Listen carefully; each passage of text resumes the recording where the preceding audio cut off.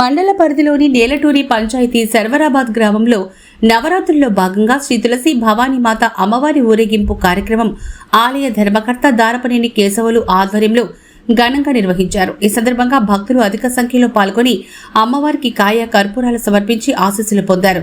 ఈ సందర్భంగా వారు మాట్లాడుతూ నవరాత్రుల పూజా కార్యక్రమాలు అనంతరం దసరా పండుగ రోజు గ్రామోత్సవం, ప్రత్యేక పూజలు, భారీ అన్నదాన కార్యక్రమం ఉంటుందని తెలిపారు. జరగబోవు కార్యక్రమానికి భక్తులు అధిక సంఖ్యలో పాల్గొని అమ్మవారి ఆశీస్సులు పొందాలని వారు కోరారు.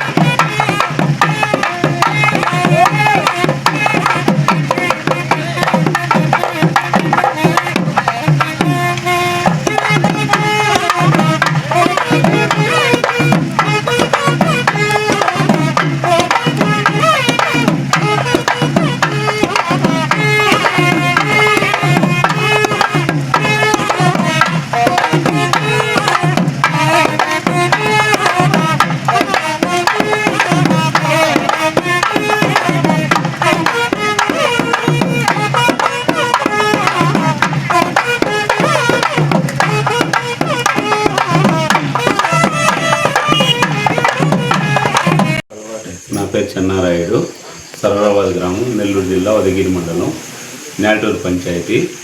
మేము శ్రీ తులసి భవాని అమ్మవారి ఉత్సవాలు, దసరా ఉత్సవాలు చేపడుతున్నాము. కాబట్టి భక్తులు మొత్తం ఈ 9 రోజులు వచ్చి భక్తులు ప్రత్యేక పూజలు ఉంటాయి. నవరాత్రులు ఈ చుట్టుపక్కల ప్రాంతాల్లో ప్రజలు వచ్చి పూర్తిగా జయప్రదం చేయాల్సిందిగా కోరుతున్నాము.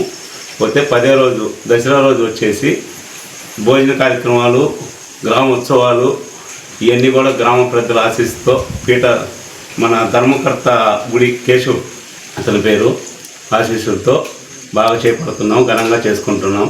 కాబట్టి భక్తులు అందరూ కూడా వచ్చి ఆశీస్సులు ఇవ్వాల్సిందిగా కోరుతున్నాం.